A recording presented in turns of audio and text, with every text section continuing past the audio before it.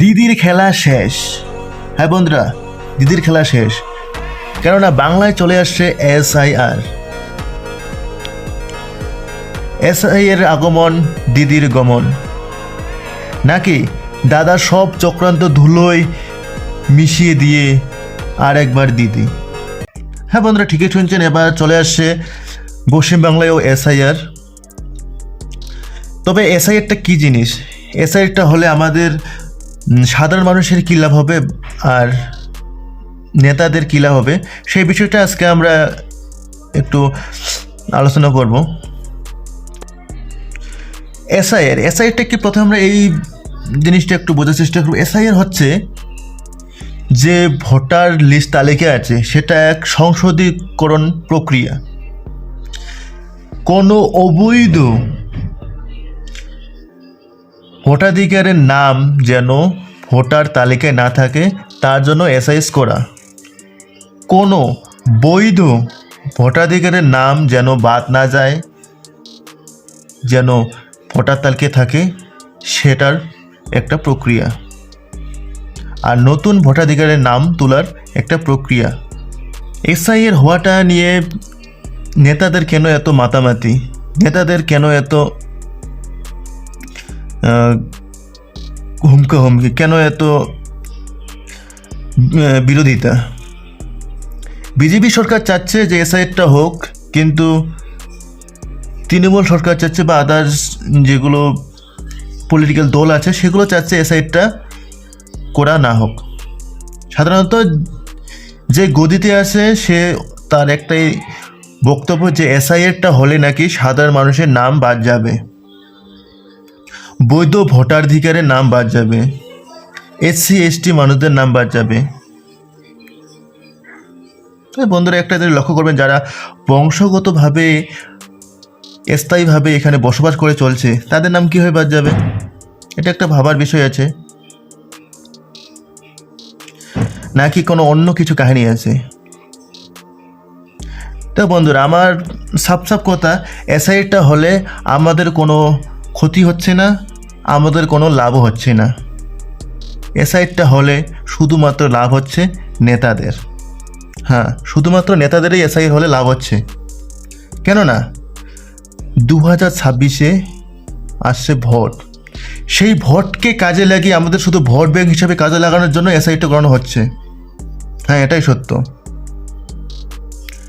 শুধুমাত্র vote bank হিসাবে।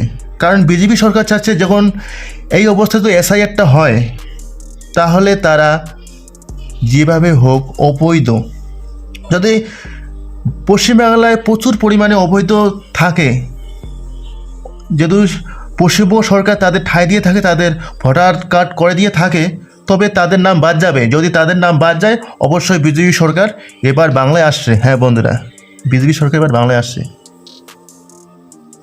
কিন্তু তাতে আমাদের কি? বিজেপি সরকার বাংলায় আসলে আমাদের কি? পশ্চিমবঙ্গ সরকারও তো বাংলা শাসন করছে, তাতে আমাদের কি লাভ হচ্ছে? লাভ আমাদের কিচ্ছু হচ্ছে না ভাই, সবই হচ্ছে নেতাদের লাভ। পশ্চিমবঙ্গ সরকার চাচ্ছে যে কোনোভাবে SIRটা যাতে করানো না হয়। তাদের একটাই ভয়, যদি অবৈধ অনুপ্রবেশকারী বাংলাদেশের নাম কাটানো যায়, যদি তারা হেরে যায়, তাদের গদিটা হাতছাড়া হয়ে যাবে। তাদের এটাই ভয়, তার জন্য SIRটা করতে দিচ্ছে না। হ্যাঁ বন্ধুরা, সবাই গদির খেল। দাদা যাচ্ছে SIRটা হোক, দিদি যাচ্ছে হোক না। তো কি বলছেন? হোক না, তার মানে বিরোধিতা, তার মানে লড়াই, তার মানে দাঙ্গা করবে কি দাদার দিদি? না, করব আমরা সাধারণ মানুষ। যারা দাদার দলে আছে তারাও আমাদের নিজেদেরই লোক, যারা দিদির দলের লোক তারাও আমাদের নিজেদের লোক। সেখানেও আছে আমাদের দাদা দিদি কাকা যেটা, সবই আমাদের নিজের লোক। তো আমরা নিজেরাই লড়াই করছি, আর লাভ হচ্ছে কাদের? নেতাদের। কারণ গ্রামগঞ্জে যে এখনকার রিয়েলিটি, যে এখনকার অবস্থা, যে এখানকার শিক্ষা ব্যবস্থা, যে এখানকার কর্মসংস্থান, যে এখানকার রাস্তাঘাট, সেগুলো পরিবর্তন হবে না। কারণ যে যে পরিকাঠামোগুলো চলছে, যে পরিকাঠামো হিসাবে উন্নয়ন চলছে, সেখানে শুধু নেতাদের পকেট ভরা ছাড়া সাধারণ মানুষের কোনো কাজ হবে না। সেটা দাদা আসলেও একেই, দিদি যেটা করতেছেন সেটা তো হচ্ছে একদম চোরের সরকার, কত কী চোর করছে, তো সেটা বিষয়ে আমি বলবো না। তবে একটা কথা এখানে স্পষ্টভাবে বোঝা যাচ্ছে যে সাধারণ মানুষের এখানে কোনো না লাভ হচ্ছে না কোনো ক্ষতি হচ্ছে। তবে আমার হিসাবে এসআই করাটা করতে পারে, কর যদি অবৈধদের নাম বাদ যায়। তবে অবৈধদের শুধু নাম বাদ গেলে কি সবই সমস্যার সমাধান? না। আমি একটা জিনিস লক্ষ্য করলাম, এসআইয়ের যে হচ্ছে সেখানে এমন কোনো একটা সূক্ষ্ম পয়েন্ট পেলাম না যে বাংলাদেশিরা যে এসআইয়ের নাম বাদ যাবে তাদেরকে বাংলাদেশে পাঠানো হবে। হ্যাঁ বন্ধুরা, তবে একটা জিনিস মাথায় রাখবেন, কোনো নেতার কবলে পড়ে, কোনো দাদার কথা শুনে, কোনো দিদির কথা শুনে কোনো জোর জামলায় পড়বেন না। দয়া করে কোনো নেতার কথা শুনে কোনো বিজেপি নেতার বাড়িতে গিয়ে হামলা করবেন না, বোমাবাজি করবেন না। কোনো দাদার কথা শুনে কোনো দিদির নেতাদের উপর হামলা করবেন না। করতে হয় দাদার দিদি করুক, আমরা কোনো কিছু করব না, আমরা শুধু দেখব, কারণ এতে আমাদের কোনো লাভ হচ্ছে না, লস হচ্ছে না। দয়া করে কেউ এগুলো কোথায় কান দিবেন না, আর কান দিয়ে জোর জামলায় পড়বেন না। আজকে আমরা লড়াই করে, আমরা গোলাগুলি করে, বোমা বারুদ করে আমাদের জীবনটাকে নষ্ট করে দিয়ে তাদের গদিতে বসাবো ভালো কিছু করার জন্য। আর তারা কি করবে?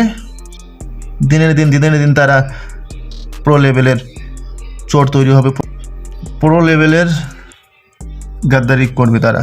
সেটা আমাদের বোঝানো দরকার নেই, কারণ আমরা যে টাইম লাইন থেকে চলে আসছি, যে আমরা দেখতেছি কংগ্রেস সরকার থেকে শুরু করে সিপিএম শুরু থেকে তৃণমূল সরকার, কোনোদিনও তারা সাধারণ মানুষের ভালো করেনি আর করবেও না। কারণ তারা করবে শুধু তাদের পকেট গরম। তাই বন্ধুরা, দয়া করে কোনো পলিটিক্যাল নেতার কথা শুনে কোনো দাঙ্গাবাজে পড়বেন না। নিজেকে সেফ রাখুন, ভালো রাখুন, সুস্থ থাকুন, এটাই আমি কামনা করি।